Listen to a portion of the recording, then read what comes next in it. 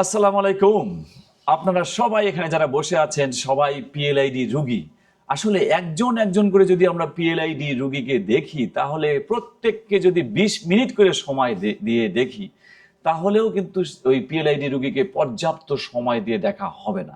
একজন পিএলআইডি রোগীর যত করণীয় কাজ সেই কাজগুলো যদি আমরা বুঝাতে যাই তাহলে ১ ঘন্টা সময় দেওয়া লাগে এবং এটা বাস্তবে সম্ভব নয় বলেই আমরা এই রকম আয়োজন করেছি যেখানে আপনারা সবাই বসে আছেন এবং একসঙ্গে সবাই একই কথা শুনছেন। তো আজকে আমরা পিএলআইডি রোগীদের জন্য যে প্রোগ্রামটি, এই প্রোগ্রামের নাম হচ্ছে পিএলআইডি মুক্তির বৈজ্ঞানিক পথ। আসুন আমরা শুরু করি এই প্রোগ্রামটি। এটি একটি ওয়ার্কশপ।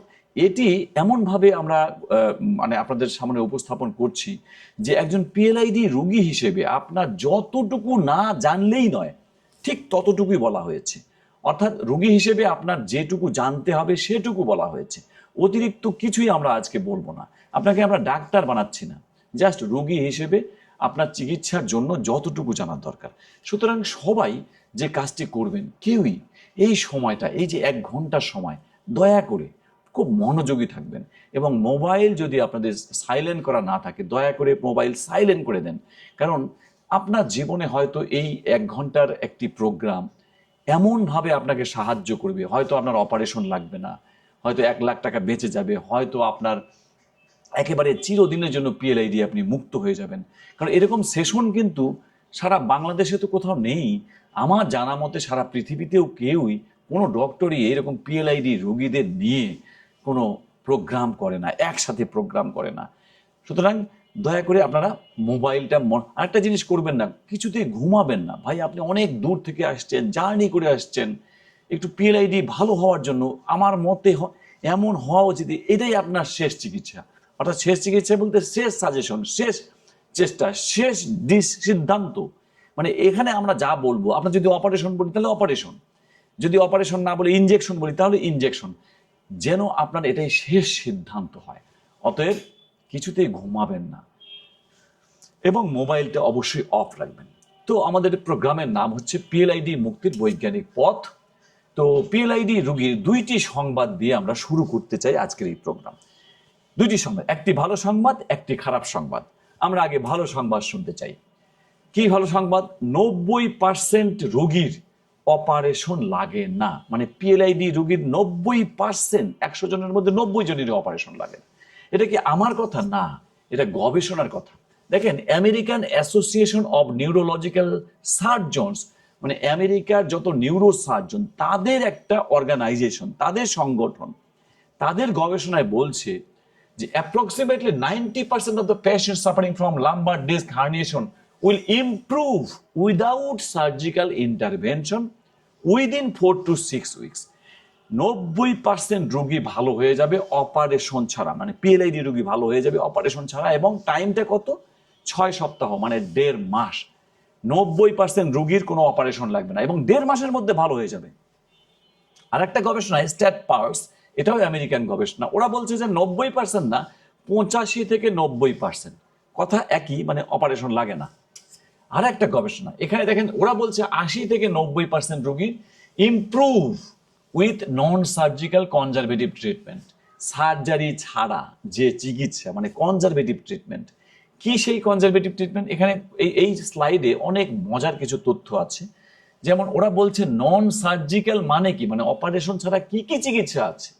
নন সার্জিক্যাল ম্যানেজমেন্ট মানে হচ্ছে, একটা হলো এই চারটা হলো অপারেশন ছাড়া চিকিৎসা। এই চারটা ফলো করলে ১.৫ মাসের মধ্যে ৯০% পিএলআইডি রোগী ভালো হয়ে যায়। সেই চারটা কি? এক হচ্ছে মেডিকেশন, মানে ঔষধ। ২ ফিজিক্যাল থেরাপি, মানে physiotherapy. ৩ activity modification. ৪ epidural steroid injection. আজকে আপনারা যারা বসে আছেন, আপনাদের জন্য একটা ভালো সংবাদ দিই, সুখবর দিই। এই যে সেশনটা আপনারা বসে আছেন, শুনছেন মনোযোগ দিয়ে, শুধু এই শোনাটা আপনার পিএলআইডি থেকে ভালো হতে পারে ওই যে 90% রোগীর, যেটা আমরা বললাম যে 90% রোগী, ওরা বলছে ১.৫ মাসের মধ্যে ভালো হয়। এবং ১.৫ মাসের মধ্যে যদি ভালো না হয়, ওরা বলছে অপারেশন লাগবে। কিন্তু সুখবর আছে যে আপনাদের ১.৫ মাস না, ১.৫ বছর, ২ বছর, ৩ বছর পরেও আপনারা এগুলো ফলো করলে ভালো হবেন। বিদেশে একবার যদি কেউ পিএলআইডি রোগী হয়ে যায়, ওরা তো আর সারা জীবন ভুগবে না, আমাদের মতো 2 বছর 3 বছর ধরে পায়ে ঝিঝি অবশ ব্যথা এরকম ভুগবে না। ওরা যেটা করে যে 1.5 মাসের মধ্যে, মানে 6 সপ্তাহের মধ্যে যদি ভালো না হয়, বলে যে সরাসরি অপারেশন। কিন্তু আমরা তাদের চেয়ে ভালো আছি, আমরা অপারেশন না করে 2-3 বছর পার করে দিচ্ছি। আপনাদের জন্য এটাই সুখবর যে আপনাদের এখনো চিকিৎসা করলে ভালো হবে। বিদেশে গেলে এটা হতো, বিদেশে গেলে বলতো নো, এতদিন আপনি ভুগছেন, আপনার অপারেশন। আমরা বলছি না, আমরা অপারেশন করতে চাই না, আমরা ভালো হতে চাই অপারেশন ছাড়া। তাহলে কিভাবে, কি উপায়? একটা হচ্ছে ঔষধ, যেটা আমরা প্রেসক্রিপশন আজকে দেবই। দেখেন, ঔষধ দিয়ে আপনার পিএলআইডি কি ভালো হয়? পৃথিবীর সকল ডক্টর কিছু ঔষধ লেখে পিএলআইডি রোগীর জন্য, আমিও তাই লিখবো। জাস্ট ঔষধগুলো একটু অদল বদল করে দেবো। সেটা কি ঔষধ?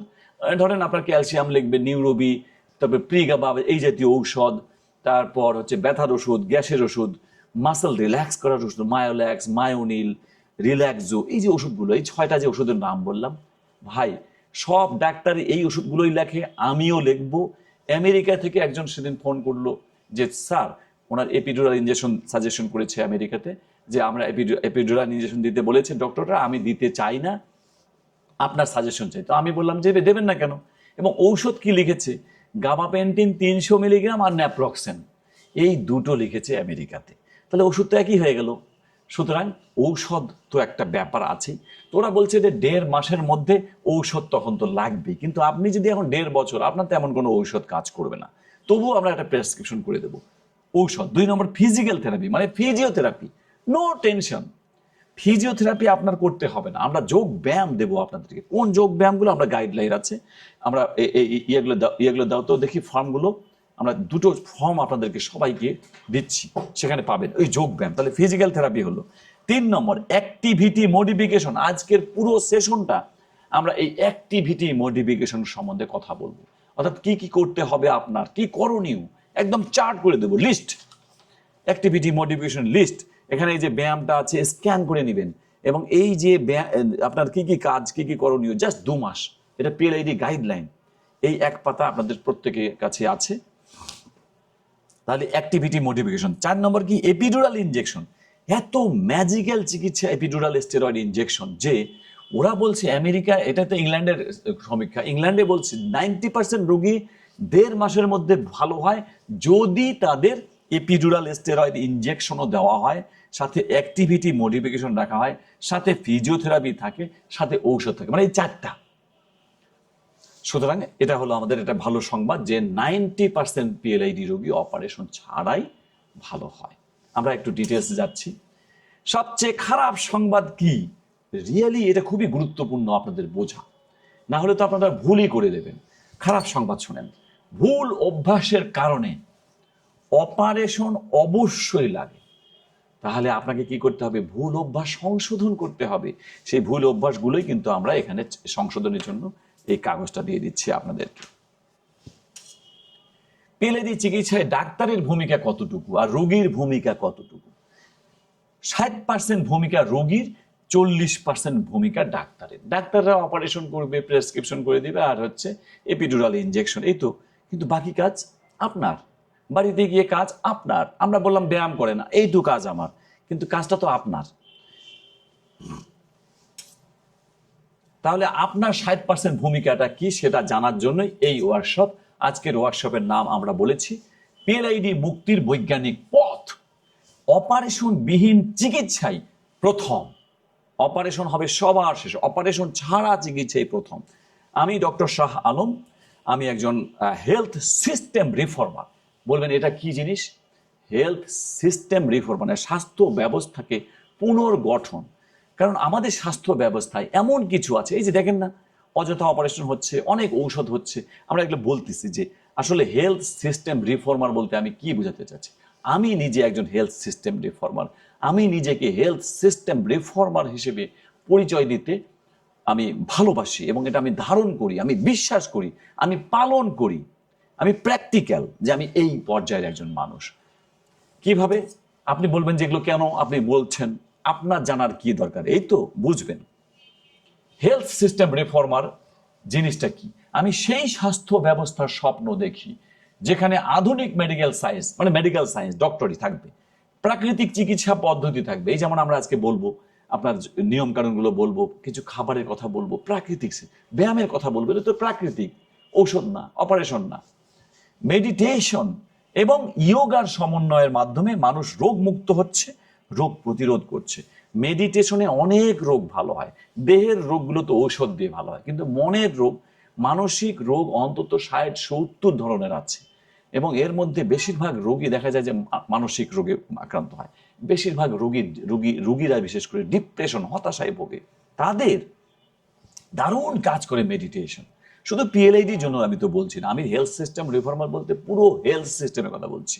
এবং ইয়োগা, যোগ ব্যায়াম, যদি কেউ ব্যায়াম করে, বিশেষ করে যোগ ব্যায়াম করে, আপনার সারা বছরে সাধারণ যে সর্দি, কাশি, জ্বর, ঠান্ডা লাগা এগুলো থাকবে না। আপনার পেটের ব্যথা, ব্যাক পেইন থাকবে না। চোখের দৃষ্টিশক্তি উন্নত হবে, গলার ভয়েস সুন্দর হবে, আপনার থাইরয়েড গ্ল্যান্ডের উপকার হবে, আপনার উচ্চতা ভালো হবে, আপনার এই যে মানে মানে মানসিক প্রশান্তি আসবে, ভালো ঘুম হবে, বদ হজম হবে না, হাইপার অ্যাসিডিটি কন্ট্রোল হবে। এগুলো হচ্ছে যোগ ব্যায়ামের মাধ্যমে। তাহলে হেলথ সিস্টেম রিফর্মার মানে শুধু ঔষধ নির্ভরশীলতা নয়, থাকতে হবে আধুনিক মেডিকেল সায়েন্স, প্রাকৃতিক চিকিৎসা পদ্ধতি, মেডিটেশন। প্রতিদিন আপনি মেডিটেশন করেন, বলবেন মেডিটেশন আমি করবো না, আমি নামাজ পড়বো। হ্যাঁ, গভীরভাবে নামাজ পড়লে তো অনেক বড় একটা মেডিটেশন। কারণ আমরা গভীরভাবে নামাজ কাকে বলে? যদি আপনি এমনভাবে নামাজ পড়েন যে এটাই আপনার শেষ নামাজ। আর এটা তো সহজ কাজ। জাস্ট যখন নামাজ পড়বেন ভাববেন যে ওফ, আমি এরপরে হয়তো বাঁচবো না, আমার ভূমিকম্প, যেমন ভূমিকম্প কয়েকদিন আগে হয়ে গেল, ভূমিকম্পে যদি মারা যাই, আমি এরপরে যদি কোনো রোড অ্যাক্সিডেন্ট হয়, বা আমি যদি কোনো মানে আমার যদি এটাই শেষ নামাজ হয়, তাহলে আমি সেইভাবে নামাজ পড়ি। বলবেন এভাবে তো সম্ভব নয়, কতবার ভাববো? প্র্যাকটিস করেন, 5 দিন 7 দিন করতে করতেই হয়ে যাবে। বারবার ভাবেন যে এটাই আমার শেষ, এটাই আমার শেষ, এটাই আমার শেষ। নামাজ ওইভাবেই পড়তে হয়। যখনই আপনি এটা ভাবতে পারবেন, তখন দেখবেন যে আপনি দীর্ঘ সময় দিয়ে ধীরে ধীরে প্রশান্ত চিত্তে নামাজ পড়তে পারবেন। তো নামাজও একটা বড় ধরনের মেডিটেশন। তো যাই হোক, আমরা যেটা বলতে চাচ্ছি যে আমি সেই স্বাস্থ্য ব্যবস্থার স্বপ্ন দেখছি। এইবার আপনার কি কাজ এটা আপনি বুঝবেন, মানে আপনার কি উপকার। হেলথ সিস্টেমের রিফর্মার হিসেবে যদি আমি নিজেকে দাঁড় করাতে পারি, আপনার কি উপকার, বাংলাদেশের কি উপকার। আমি সেই স্বাস্থ্য ব্যবস্থার স্বপ্ন দেখছি যেখানে ডাক্তার রোগীকে নিজ আত্মীয়ের মতো সেবা দিচ্ছে। সেবা মানেটা কি? সেবা মানে কি ব্যবসা? আমি যখনই টাকার ধান্দায় কোনো কাজ করব, এটা কি কোনো ডাক্তারি হলো? এটা কি কোনো সেবা হলো? যখনই আমি কোনো ধান্দা, টাকার ধান্দা, আয়ের ধান্দা বাদ দিয়ে রিয়েল সাজেশন দেব, নিজের আত্মীয়ের মতো, নিজের আপন ভাইয়ের মতো, মায়ের মতো, বাবার মতো আপনাকে দেখব, তখনই তো রিয়েলি আমি দাঁড় হতে, মানে আপনাকে যদি আমার নিজের ভাই আসলে, তাকে কি আমি অপারেশনের কথা বলবো, নাকি ইঞ্জেকশনের কথা বলবো, নাকি বলবো যে ভাই তোর অপারেশন ইঞ্জেকশন বাদ, তুই ব্যায়ামটা করে দেখ, এটা বলবো না? নিজের ভাইয়ের জন্য যা বলবো, ঠিক একই কথা যদি আপনাকে বলি, ওইটা দাঁড়াই হলো সেবায়। ওইটাতে কোনো ধান্দাবাজি থাকে না, ওইটা কোনো ব্যবসা থাকে না। চিকিৎসা পেশা ব্যবসায় রূপান্তর হচ্ছে না, সেই স্বাস্থ্য ব্যবস্থা। অপ্রয়োজনীয় ইনভেস্টিগেশন দেওয়া হচ্ছে না, টেস্ট, কত টেস্ট যে অপ্রয়োজনীয় হয়। প্যাথোলজির কমিশন বলে কিছু থাকছে না, ডক্টররা প্যাথোলজির কমিশন নিচ্ছে না, সব ডিসকাউন্ট হচ্ছে, ডক্টররা না নিয়ে রুগীরা ডিসকাউন্ট পাচ্ছে। ঔষধের পরিবর্তে প্রাকৃতিক চিকিৎসার কথা বলা হচ্ছে, কোনো অযথা অপারেশন করা হচ্ছে না। আপনারা ভাববেন যে অযথা অপারেশন আবার কি? ভাই, পিত্তথলির পাথর হলে যদি অপারেশন করা লাগে, এটা তো অযথা না, এটা করতেই হবে, তা না হলে আপনার পিত্তথলির ক্যান্সার হয়ে যাবে। কিন্তু সিজারিয়ান সেকশন, এই যে বাচ্চা হওয়ার যে অপারেশন, কি পিএলআইডি, এগুলো তো অপারেশন লাগে না। ওই যে আমরা দেখলাম 90% রোগীর অপারেশন ছাড়া ভালো হয়ে যায়। তাহলে 90%, তাহলে অযথা অপারেশন আছে না? পিএলআইডিও অনেক অযথা অপারেশন হয়, সিজারিও অপারেশন, কিন্তু পিত্তথলির পাথর কখনো অযথা। তা কোনো অযথা অপারেশন করা হচ্ছে না। ঔষধ কোম্পানির গিফট, টাকা পয়সা নেওয়া বন্ধ হয়েছে। আপনারা শুনলে অবাক হবেন যে ঔষধ কোম্পানি কিভাবে গিফট দেয় আমাদেরকে। একজন পল্লী ডাক্তার গ্রামের, তাকেই তো টিভি ফ্রিজ দিয়ে দেয়, তাহলে আমাদেরকে কি দিবে বোঝেন? খুবই মানে আপনারা অনেক কিছু জানেন না, কিন্তু আমি তো দেখছি নিজ চোখে। এগুলো থেকে মুক্ত হতে না পারলে বাংলাদেশের চিকিৎসা ব্যবস্থাটা, গরিব মানুষ, বাংলাদেশে তো 80% মানুষই গ্রামে বাস করে, তাদের চিকিৎসা অনেক ব্যয়বহুল হয়ে যায় শুধু এগুলোর কারণে। ওকে, এটাই হচ্ছে আমার স্বপ্ন এবং আমি এটা ধারণ করি। দেখেন, এখানে আমার পরিচয় দিয়েছে, আপনি বলবেন যে দূর, পরিচয় দিয়ে আমার লাভটা কি? যা বলার বলে ফেলেন না। আপনি ফেসবুক, ইউটিউব ভিডিও দেখে যখন কারো চিকিৎসা নেবেন, এটা কিন্তু ভুল। আপনি তার পরিচয় জানেন, কারণ আপনাদের ভুল হবে। চিকিৎসা জিনিসটা তো ফেসবুক, ইউটিউব দিয়ে হয় না, অন্য কিছু হতে পারে, কিন্তু ফেসবুক, ইউটিউব দিয়ে চিকিৎসা। তো আপনি আপনার ডক্টরের পরিচয় না জানলে কিভাবে তার কাছে চিকিৎসা করবেন, কিভাবে তার কাছে ইনজেকশন দেবেন না অপারেশন করবেন? তো আমার পরিচয় একটু বলছি, আমি একজন অর্থোপেডিক্স বিশেষজ্ঞ এবং স্পাইন সার্জন, যোগা ইনস্ট্রাক্টর। যোগ ব্যায়ামের মাধ্যমে রোগ প্রতিরোধ করা যায়, রোগ নিরাময় করা যায়, সেই বিষয়ে আমি সবসময় কথা বলি। আমি প্রতিদিন অন্তত 1 ঘন্টা যোগ ব্যায়াম করি নিজে, যে কারণে আমি বুঝি এর উপকারিতা। তো আমি পেইন মেডিসিন স্পেশাল ট্রেনিং করেছি ইন্ডিয়া থেকে সম্প্রতি, এবং পিজি হাসপাতাল, যেটার বর্তমান নাম কি বাংলাদেশ মেডিকেল বিশ্ববিদ্যালয়, এখানে আমি 2008 থেকে 2013 সাল 5 বছর ছিলাম। শহীদ সোহরাওয়ার্দী হাসপাতালে 1 বছর সার্জারির উপরে স্পেশাল ট্রেনিং করেছি। রংপুর মেডিকেল কলেজ, এখানে 1 বছর ট্রেনিং করেছি সার্জারির উপরে। এবং স্কয়ার ফার্মাসিউটিক্যালসে আমি ছিলাম 2000 সালে। 13টা জেলার যত ডক্টর, তাদের নিয়ে আমি কনফারেন্স করতাম এরকম। ফলে আমার এই ঔষধ বিষয়ে মানে এত বেশি আমার জানা হয়ে গেছে ওই সময়টা। কারণ ঔষধ বিষয়ে আমাকে তখন কথা বলতে হয়, তখন রোগ বিষয় না, একটা ঔষধের সাইড ইফেক্ট কি, ওষুধের কি কি করা যায়, ওষুধের কিভাবে কার্যকারিতা হয়, ওষুধগুলো কতদিন খাওয়া যায়, বিস্তারিত ডক্টররা প্রশ্ন করতো, আমি উত্তর দিতাম। এই হলো আমার পরিচয়।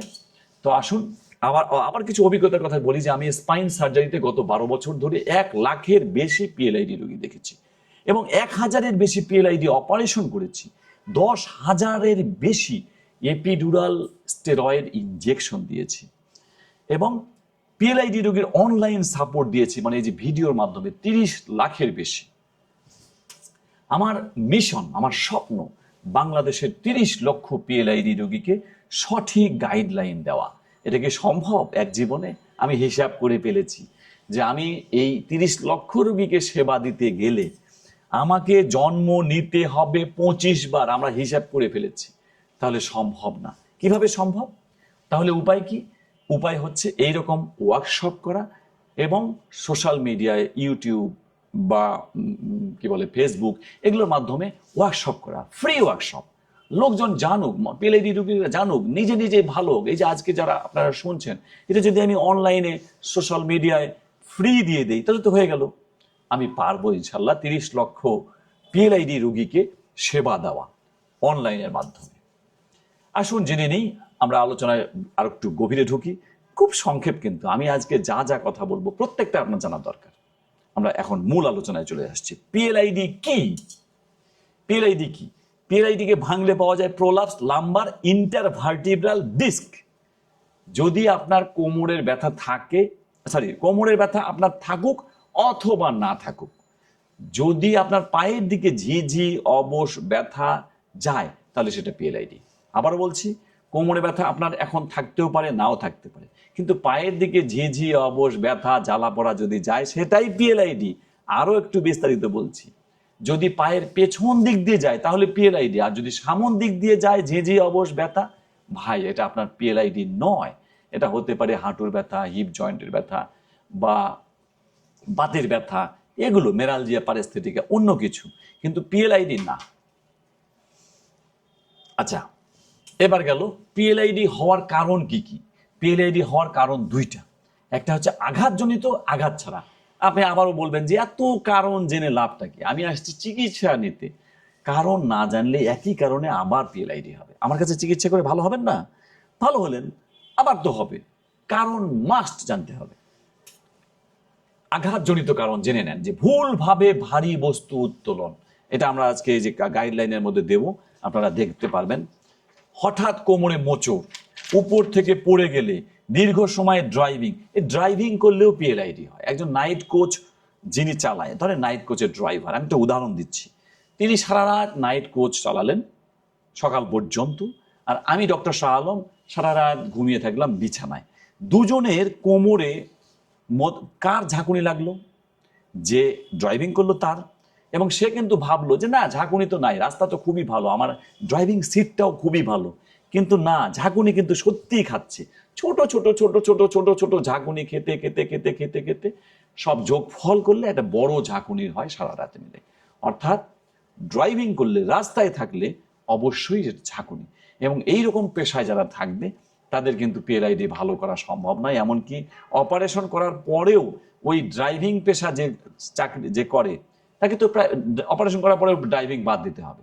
তাহলে আপনি আগেই ড্রাইভিং বাদ দিয়ে দেন, তাহলে তো আর অপারেশন লাগে না। কিছু কিছু পেশা আছে বাদ দিতেই হবে, মাফ নাই, আমরা সেগুলো বলবো। তাহলে দীর্ঘ সময় ড্রাইভিংও কিন্তু পিএলআইডি করে। এইটা হচ্ছে আঘাত ছাড়া কারণ, ডিপ্রেশন বা হতাশা, মন খারাপ, বিষণ্ণ, এটাতেও পিএলআইডি হয়। সবকিছুর মেকানিজম আছে, আমরা ডিটেলস এখন বলছি না, শুধু জেনে যান। হাড়ের ক্ষয়, অতিরিক্ত ওজন বেড়ে গেলে, দেহের ওজন বেড়ে গেলে হাঁটু ব্যথা হয়, কোমরে ব্যথা হয়, পিএলআইডি হয়। অতিরিক্ত ধূমপান করলে ডিস্ক শুকিয়ে যায়, ফলে আপনার ডিস্কগুলো আরো কালো হয়ে যায়। এই জন্য ধূমপান বাদ দিতে হবে। আচ্ছা, পিএলআইডি চিকিৎসা কি, এটা খুবই জানা দরকার। এখন আমাদের মূল আলোচনার ভিতর ঢুকে যাচ্ছি। চিকিৎসা হচ্ছে, এক হচ্ছে বাংলাদেশের জন্য মানে গতানুগতিক চিকিৎসা, অপারেশন, ফিজিওথেরাপি। তো আমরা দেখলাম একটু আগে 90% রোগীর অপারেশন লাগে না, তাহলে অপারেশন তো আমাদের মূল চিকিৎসা হলো না। 2 নম্বর ফিজিওথেরাপি। ফিজিওথেরাপি সবার সামর্থ্যে কুলায় না, ফিজিওথেরাপি সবাই করতেও পারে না। যেমন গ্রামে গঞ্জে, আমাদের বাংলাদেশে 80% লোক গ্রামে বাস করে, তারা কেমনে ফিজিওথেরাপি দিবে? ফিজিওথেরাপি সেন্টার তো গ্রামে নাই, তাহলে তাদের কি পিএলআইডি চিকিৎসা হবে না? হবে। তাদের জন্য আমরা বলছি নো ফিজিওথেরাপি, আপনি যোগা, যোগ ব্যায়াম করেন। তাহলে প্রচলিত চিকিৎসা পদ্ধতি অপারেশন এবং ফিজিওথেরাপি, এটা আমরা মানি না বললে কেমন যেন হয়, মানতে তো হবেই, কারণ এটা তো আমাদেরও লাগবে, আপনাদেরও লাগবে, কিছু রোগীর লাগবে, সবার তো লাগবে না। তাহলে আমরা বলছি সমন্বিত চিকিৎসা পদ্ধতি, এবং এইটা কিন্তু আমার উদ্ভাবিত, বই পুস্তকে এটা নাই। কেমন নাই? 1 নম্বর যোগ ব্যায়াম। যোগ ব্যায়াম ফিজিওথেরাপির দারুণ বিকল্প। আপনি শুধু যোগ ব্যায়াম করলে পিএলআইডি মুক্ত হয়ে যেতে পারেন। তাহলে এটার একটা চিকিৎসা। তাহলে সমন্বিত চিকিৎসা পদ্ধতি কি? 1 হচ্ছে যোগ ব্যায়াম, 2 পেশা সংশোধন। আমরা দেখাবো কি কি পেশা সংশোধন, এবং আপনাদের এখানে একটা চার্ট করে দেওয়া আছে কোন কোন পেশায় আপনার চলবে না। অভ্যাস পরিবর্তন এখানে আছে। পিএলআইডি সুপারফুড, এগুলো আমরা বলবো আজকে যে পিএলআইডি সুপারফুড। দেখেন, পিএলআইডির আবার কি সুপারফুড? আমি নিজে এটার উদ্ভাবন করেছি যে না, কোনো বইয়ে বা কোনো ডক্টররা বলবে না যে পিএলআইডির আবার সুপারফুড আছে। কেমন করে আপনার পিএলআইডির জন্য এগুলো কাজ করে আমরা এগুলো আলোচনা করব, এবং আপনি দয়া করে এগুলো শেষ পর্যন্ত মনোযোগ দিয়ে শুনে যান, কারণ এগুলোই আপনার পাথেয়। আচ্ছা, তাহলে এখানে যোগ ব্যায়াম, পেশা সংশোধন, অভ্যাস পরিবর্তন, পিএলআইডি সুপারফুড, এপিডুরাল এবং অপারেশন। এই এপিডুরাল এবং অপারেশন, এই দুটো হলো ডাক্তারের কাজ, এই দুটো গোলাপি রং, আর তাই 4টে হলো সবুজ রং। এগুলো আপনার কাজ। যোগ ব্যায়াম আপনার কাজ, পেশা পরিবর্তন আপনার কাজ, অভ্যাস পরিবর্তন আপনার কাজ, পিএলআইডি সুপারফুড খাওয়া আপনার কাজ। আমার কাজ শুধু ইনজেকশন দেওয়া, না হয় অপারেশন করা। তাহলে সমন্বিত চিকিৎসা পদ্ধতি এই 6টা। আমরা আসেন এক এক করে আলোচনা করি। একটা কথা বলে রাখি, 60% রোগীর কাজ, 30% এপিডুরাল কাজ, এবং 10% হচ্ছে অপারেশনের কাজ। মানে পিএলআইডি ভালো হওয়ার জন্য 10% রোগীর অপারেশন লাগে, আর 90% লাগে না। 90-এর মধ্যে 60% কাজই রোগীর, আর 30% কাজ হলো এপিডুরাল। কেননা আমরা দেখলাম প্রথমেই যে স্লাইডে, সেখানে কি লেখা ছিল যে ওই যে আমেরিকান যে গবেষণা, ওখানে 90% রোগীর অপারেশন লাগে না, তার 90% রোগীর তাহলে চিকিৎসা কি ছিল? তার মধ্যে এপিডুরাল ইনজেকশনও ছিল। সেই জন্য বলছি যে 60% রোগীর কাজ আর 30% এপিডুরাল কাজ। 60 আর 30, 90% রোগী ভালো হয়ে যায় এই দুটোর মাধ্যমে প্রথম 1.5 মাসের মধ্যে, আর 10% রোগীর অপারেশন লাগে। 1 নম্বর হচ্ছে ইয়োগা বা যোগ ব্যায়াম। দেখেন, ইয়োগা বা যোগ ব্যায়াম সময় লাগে মাত্র 10 থেকে 15 মিনিট, কিন্তু ফিজিওথেরাপি দিতে গেলে আমরা কিন্তু এই ইয়োগা বা যোগ ব্যায়ামটা ফিজিওথেরাপির বিকল্প হিসেবে কাজ করছি, মানে করতে বলছি। ফিজিওথেরাপি করতে গেলে যাওয়া আসা সহ মোট 3 ঘন্টা সময় লাগে, টাকা পয়সা লাগে না। ফিজিওথেরাপি করতে গেলে 500 থেকে 1000 পর্যন্ত প্রতিদিন খরচ। গ্রামের মানুষের জন্যও সহজলভ্য, ফিজিওথেরাপি তো নাই, বললাম একটু আগে। প্রবাসী বাংলাদেশিদের জন্য অত্যন্ত, প্রবাসী বাংলাদেশি যারা আছেন, এরা কোথায় পাবে ফিজিওথেরাপি? এই যে যোগ ব্যায়াম করবে, কি সুপার। এবং অনেক রোগী আছে শুধু যোগ ব্যায়াম করে পিএলআইডি মুক্ত। 2 নম্বর পেশা পরিবর্তন। আমরা পেশা পরিবর্তনের এখানে চার্ট দিয়েছি, যেমন রাজমিস্ত্রি, জেলে, মুদি, নাইট কোচ, ট্রাক ড্রাইভার, এসির মিস্ত্রি, বিল্ডিং এর কাজ, ক্রিকেট খেলা, ফুটবল খেলোয়াড়, রেকর্ড, এগুলো আমরা আপনাদের চার্ট করে দিয়েছি, এগুলো দেখে নেবেন। 3 নম্বর কিছু অভ্যাসের পরিবর্তন। কিছু অভ্যাস কি কি? এই যে এখানে চার্ট করা আছে। এগুলো আপনারা দেখে নেবেন, আমরা এগুলো সব লিখে নিয়েছি। এখানে আমি দুই একটা কথা বলতে চাই, যেমন 5 নম্বর, দিনে কমপক্ষে 10 গ্লাস পানি পান করবেন। এটা বইয়ের ভাষা, বইয়ে লেখা আছে যে, আচ্ছা আমরা তো একটা সাধারণ জ্ঞানে বুঝি পানি কম খেলে ঠোঁট শুকিয়ে যায়, প্রস্রাব লাল হয়ে যায়, তার মানে কিডনিরও মানে কাজ করে কম। তো পানি যদি বেশি খান তাহলে ডিস্কের উচ্চতা বাড়বে। এটা বইয়ের ভাষা, যে পানি যে বেশি খাবে ডিস্কের উচ্চতা বাড়বে, ডিস্কের পুষ্টি বাড়বে। আর পানি কম খেলে ডিস্কও শুকিয়ে যাবে। সুতরাং দিনে কমপক্ষে 10 গ্লাস পানি খেতে হবে। কিভাবে 10 গ্লাস পানি খাবেন? আপনাকে আপনাকে যদি বলা হয় বিকেলবেলা যে আপনি কত গ্লাস পানি খেয়েছেন, আপনার ক্ষমতা আছে হিসেব করে বের করা কয় গ্লাস খেলেন? এটা অসম্ভব, আমিও পারবো না। হিসাব করা যাবে না, আপনাকে সিস্টেম ডেভেলপ করতে হবে। সিস্টেমটা কি? সকালে ঘুম থেকে উঠে খালি পেটে খাবেন 2 গ্লাস, এটা প্রতিদিন অভ্যাস। নাস্তার পরে 2 গ্লাস, 4 গ্লাস হয়ে গেল। দুপুরে খাবেন 2 গ্লাস, এখন যদি কেউ, তাহলে 6 গ্লাস। বিকেলে যদি কেউ জিজ্ঞেস করে ভাই কয় গ্লাস পানি খেয়েছেন, তখন আপনি বলবেন 6 গ্লাস তো মাস্ট খেয়েছি, বেশি খেলে খেয়েছি। কিন্তু 6 গ্লাস তো অবশ্যই, আপনি কমপক্ষে 6 গ্লাস খাবেনই। বেশি খেলে সেটা অন্য ব্যাপার, ওটা হিসাব রাখার দরকার নাই। তাহলে বিকেলে বিকেলে কি করবেন? বিকেলে এরকম সময় বেছে নেবেন যে আপনি আসর নামাজের পরে বা আগে 2 গ্লাস খাবেন, রাতে না খাওয়ার পরে 2 গ্লাস, ভাত খাওয়ার পরে। এখন ঘুমের আগে তো 1 গ্লাস খাবেন, ওইটার হিসাব রাখার দরকার নাই।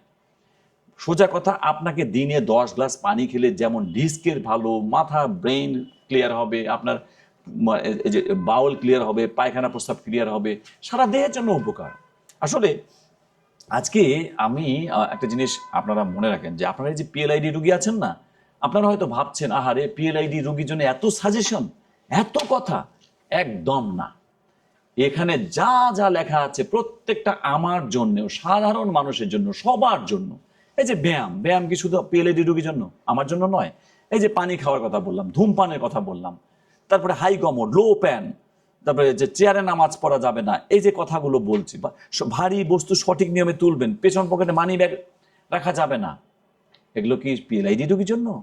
সবার জন্য। কাজে হতাশ হওয়ার কিছু নাই। আপনারা যারা পিএলআইডি রোগী বসে আছেন, যা যা আজকে বলছি পিএলআইডি রোগী হিসেবে না, আপনার জন্য এমনিতেই সারা জীবন এগুলো করতে হবে। ওকে, তাহলে দিনে কমপক্ষে 10 গ্লাস পানি এবং ধূমপান ত্যাগ, এগুলো সবগুলো আপনারা দেখে নেবেন। 4 নম্বর হচ্ছে পিএলআইডি সুপার ফুড, এই 4 নম্বর পর্যন্ত আপনার কাজ। 5 নম্বরে হচ্ছে ইনজেকশন, 6 নম্বরে অপারেশন, ওগুলো আমার কাজ। প্রথম 4 নম্বর পর্যন্ত আপনার কাজ। পিএলআইডি সুপার ফুড, আমরা এখানে আমি 4টা কৌটো আছে, এই যে সুপার ফুডগুলো, 4টা সুপার ফুড। 4টা সুপার ফুড সম্বন্ধে আমি বললে, যেগুলো আমরা বলবো এখন, আপনি অবাক হয়ে যাবেন যে আপনার জন্য কতটা প্রয়োজন। প্রথম সুপারফুড হচ্ছে সজনে পাতার গুঁড়া বা মোরিঙ্গা। দুধের চেয়ে 9 গুণ বেশি ক্যালসিয়াম। আপনার ক্যালসিয়ামে যদি ঘাটতি হয়, দিনে 1200 মিলিগ্রাম ক্যালসিয়াম দরকার, তাহলে 2টো করে ট্যাবলেট খেতে হবে। কতদিন? সারা জীবন। সম্ভব? টাকা পয়সাও লাগবে, সাইড ইফেক্টও আছে এত ক্যালসিয়ামের, রুচিরও তো ব্যাপার আছে, এত ক্যালসিয়াম খাবেন কেমনে? সাইড ইফেক্টও আছে। কিন্তু যদি আপনি সজনে পাতার গুঁড়া প্রতিদিন 1 চামচ করে খান, এটা খাওয়ার নিয়ম আমরা পরে বলবো, আপাতত শুনে যান। সজনে পাতার গুঁড়া যদি প্রতিদিন 1 চামচ করে খান, সারা জীবন তো খাওয়া সম্ভব। কাজেই ন্যাচারাল জিনিস এটা তো একদম। এবং দুধের চেয়ে 9 গুণ বেশি ক্যালসিয়াম, শুধু এটা না, কমলা লেবুর চেয়ে 7 গুণ ভিটামিন সি, গাজরের চেয়ে 5 গুণ ভিটামিন এ। সব গবেষণার ভাষা আমি বলছি। আমি তো আর পল্লী চিকিৎসক না, বা টোটকা ডক্টর না, বা আয়ুর্বেদিক ডক্টর না যে এমনি এমনি সব বলছি। আমি তো মেডিকেল সায়েন্সের লোক, আমি তো জেনে বলছি। সুপার। এবং আমি প্রতিদিন এই 4টা সুপার ফুড খাই। আমার তো পিএলআইডি নাই, আমার তো উপকার দরকার আছে।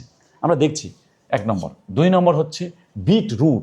বিটরুটে আছে প্রচুর নাইট্রেট। নাইট্রেট সরু রক্তনালী প্রসারিত করে। এখন ডিস্কের চারপাশে যে রক্তনালীগুলো আছে, এটা খুবই সরু সরু। এগুলো যদি রক্ত সরবরাহ বাড়ে, তাহলে আপনার ডিস্কের পুষ্টি বাড়বে, ডিস্ক ভালো হয়ে যেতে পারে, মানে পিএলআইডি ব্যাক পেইন ভালো হয়ে যেতে পারে। এখন দেখেন, এই যে নাইট্রেটের একটা উদাহরণ দিলে আপনারা অবাক হবেন। যারা হার্টের রোগী, যখন বুকে চাপ ধরে, ব্যথা করে, তখন তারা জিহ্বার নিচে একটা স্প্রে দেয়। স্প্রে দেওয়ার সাথে সাথে কি হয়? বুকের ব্যথা ভালো হয়ে যায়, মানে ওই যে ব্লক ছিল, ব্লকটা ক্লিয়ার হয়, রক্তনালীগুলো মোটা হয়ে যায়। এই যে স্প্রে দেয়, স্প্রেটা কি জানেন? পুরোটাই নাইট্রেট। এই যে নাইট্রেট আছে বিটরুটের মধ্যে। আপনি জানলে অবাক হবেন, নাইট্রেট যে বিটরুটের মধ্যে আছে, কীরকম পরিমাণে আছে জানেন? পৃথিবীতে যত সবজি আছে সবচেয়ে বেশি নাইট্রেট আছে বিটরুটের মধ্যে।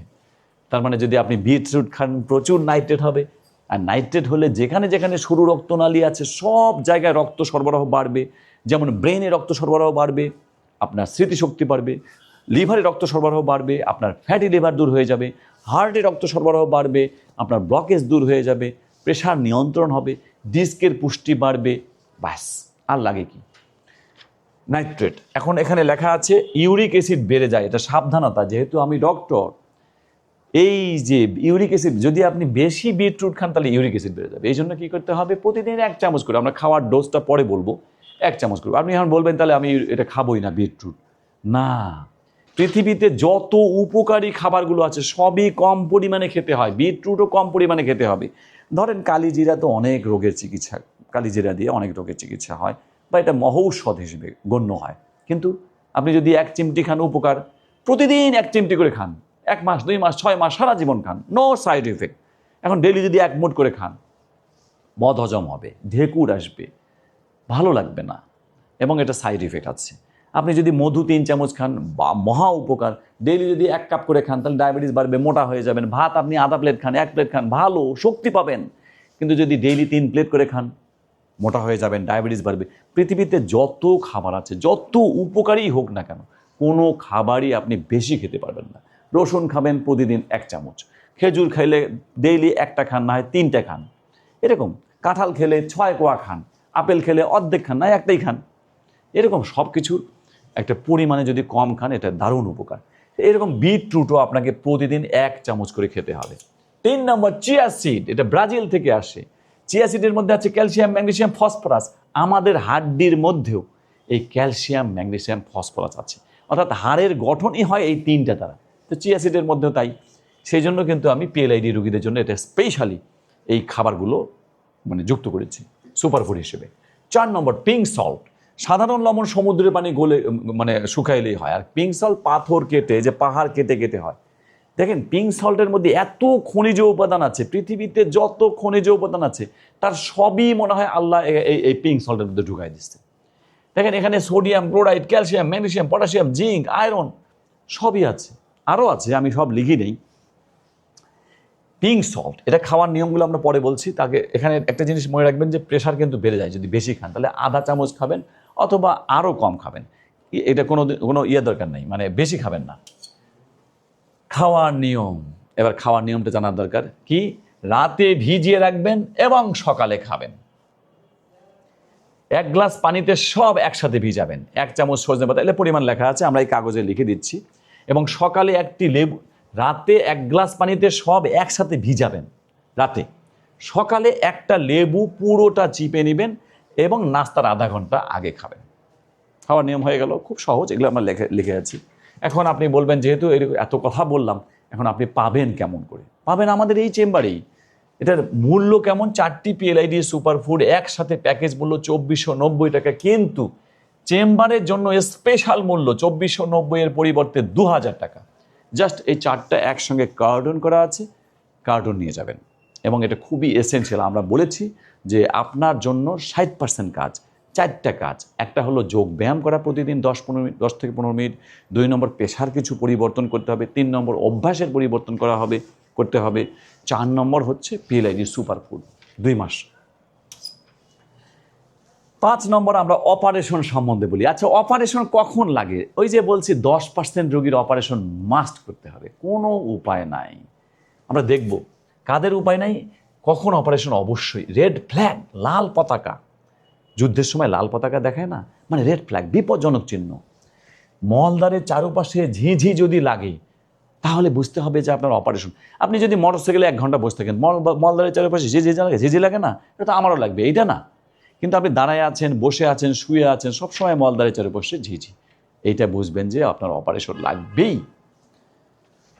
2 নম্বর, প্রস্রাবের নিয়ন্ত্রণ না থাকা। 3 নম্বর, চিকিৎসা চলাকালীন হঠাৎ যদি ব্যথা বেড়ে যায়। কোন ব্যথা? কোমরে ব্যথা না, পায়ের ব্যথা, ঝিঝি, অবশ হঠাৎ করে বেড়ে গেল। হঠাৎ একদিন দেখলেন কিরে পায়ের ব্যথা, ঝিঝি খুবই বেড়ে গেছে, বুঝবেন যে আপনার অপারেশন লাগবে, ডিস্ক আবার সরে গেছে। 4 নম্বর, এমআরআইতে ডিস্ক বেশি বেরিয়ে গেলে। আমরা এখন এমআরআই দেখব। আপনাদের সবারই এমআরআই আছে এবং আমরা এমআরআই কিন্তু বুঝাবো। যখন আপনাকে আমি এমআরআই বুঝাবো আপনি তো কিচ্ছু বুঝবেন না। কিন্তু এই এখন আমরা এমআরআই দেখাচ্ছি, যদি এইটার দিকে মনোযোগ দেন আপনি একদম সারা জীবন মানে আপনার এমআরআই আপনি নিজেই বুঝবেন। আমরা যদিও সব রোগীকে আলাদা করে বুঝাবো, কিন্তু দয়া করে একটু মনোযোগ দিয়ে দেখেন, 2-3 মিনিটের ব্যাপার, আপনি একদম এমআরআই বুঝে ফেলবেন। দেখি কি আছে এমআরআইতে। কি পাওয়া যায়? এই যে লম্বা লম্বি ছবি আর গোল গোল ছবি। লম্বা লম্বি ছবিতে কি, আমি একটা ছবিকে বড় করি, বড় করলেই তো বোঝা যাবে যে এটা দেখি একটু বড় করছি এই ছবিটাকে।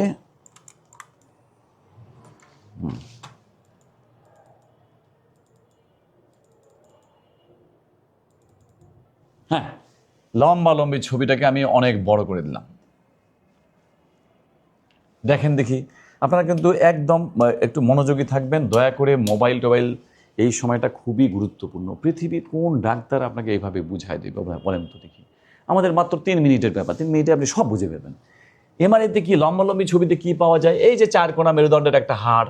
আমি একটু সরল ভাষায় কথা বলতে চাই, রোগীর ভাষায় কথা, ডাক্তারি ভাষা না, আপনাদের ভাষা। এটা একটা হাড়, এটা একটা হাড়, এগুলো হাড় না, সব হাড়। এখন 2 হাড়ের মাঝখানে থাকে ডিস্ক, 2 হাড়ের মাঝখানে ডিস্ক। দেখি এই যেমন এই হাড় আর এই হাড়ের মাঝখানে এটা হলো ডিস্ক। ডিস্কের রং যদি সাদা হয় তাহলে ভালো, সাদা হলে ভালো, সাদা হলে ভালো, কিন্তু এটা কালো। এই যে কালো ডিস্ক দেখেন পেছনে গিয়ে চাপ দিয়ে আছে রগের উপর। কোন রগ? ওই যে উপর থেকে সাদা যে রগটা, স্পাইনাল কর্ড মেডিকেল ভাষায়। এবং এইটাকে আমি যদি নদীর সঙ্গে, নদীর মতো বয়ে আসছে নিচের দিকে, ধরেন এটা পদ্মা নদী, পদ্মা নদীর এই পার থেকে নৌকা নিয়ে ওই পার পর্যন্ত যান, নৌকা দিয়ে পার হন, ধরেন পদ্মা নদীর চওড়া 1 মাইল। তো এখানে কি 1 মাইল চওড়া আছে? এখানে শুরু হয়ে গেছে না? সবাই বুঝতে পারছেন তো যেখানে কিন্তু শুরু হয়ে গেছে। এই যে মোটা যে স্পাইনাল কর্ডটা এখানে একদম সরু হয়ে গেছে, তার মানে এইখানে পিএলআইডি আছে। এটা হচ্ছে L5S1। মানে L5S1 বোঝার আপনার দরকার নাই, কারণ রোগী হিসেবে আপনি L4-5 L5S1 দিয়ে কী করবেন?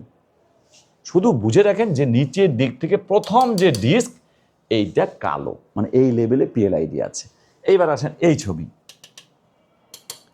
এই ছবিতেও দেখেন আপনারা বুঝবেন।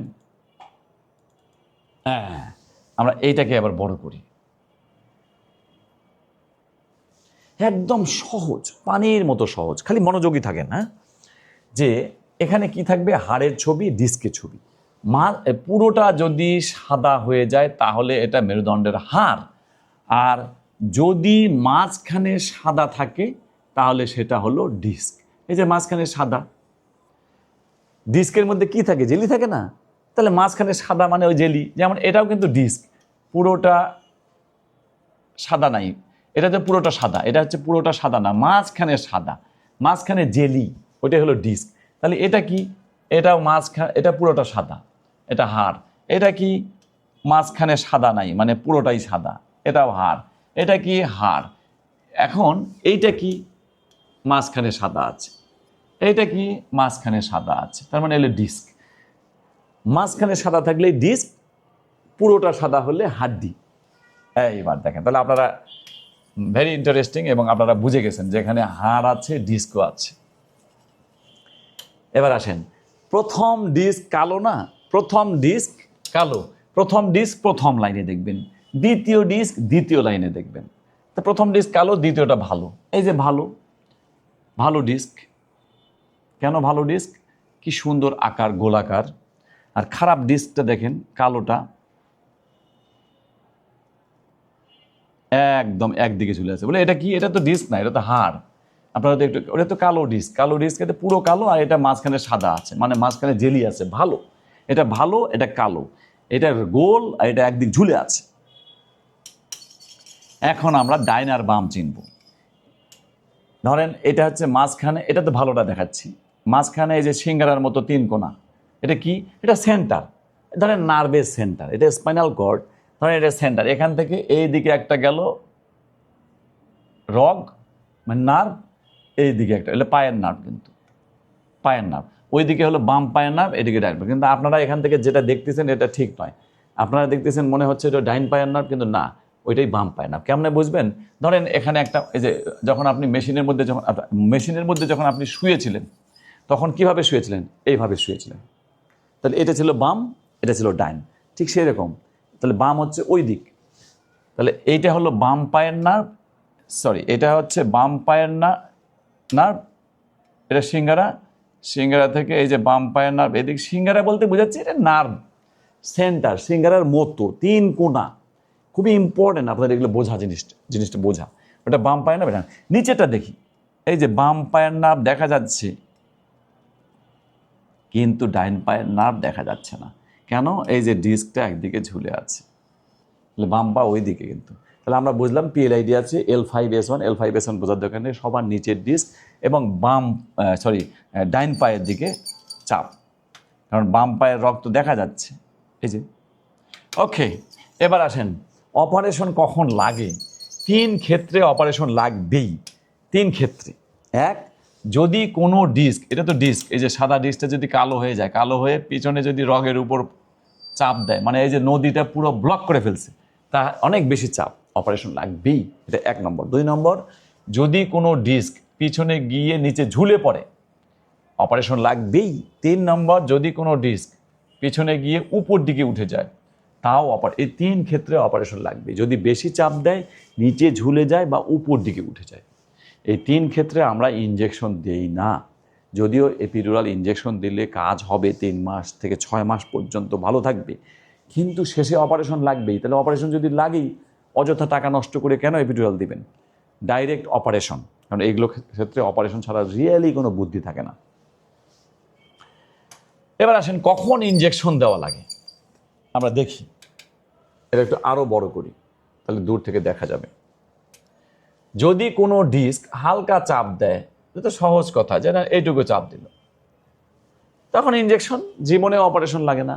আবার যদি কোনো ডিস্ক হালকা চাপ না, একটু বেশি চাপ দিল কিন্তু পুরোটা ব্লক করলো না, ধরেন এরকম, এইবার কি বলবো জানেন? অপারেশন লাগতে পারে। আপাতত ইনজেকশন, আপাতত না, প্রথম চিকিৎসা ইনজেকশন। অপারেশন লাগতে পারে, কিন্তু প্রথম চিকিৎসা অপারেশন না, ইনজেকশন দিয়ে দেখতে পারেন। বলবেন এত ঝামেলা বাদ দিয়ে আমি অপারেশন করব না। এটা এমন অপারেশন নয় যে পিত্তথলির অপারেশন একবার করলে লাইফ টাইম আর কোনো ঝামেলা নাই। এটা PLIDর অপারেশন, একবার করেছেন তাতে কি হয়েছে, আবার করা লাগতে পারে। কারণ আপনার মেরুদণ্ডই আছে, মেরুদণ্ডের হাড্ডি আছে, ডিস্কই আছে, শুধু আমরা ডিস্কের কিছু বাড়তি অংশ কেটে ফেলেছি। অপারেশন তো এটাই।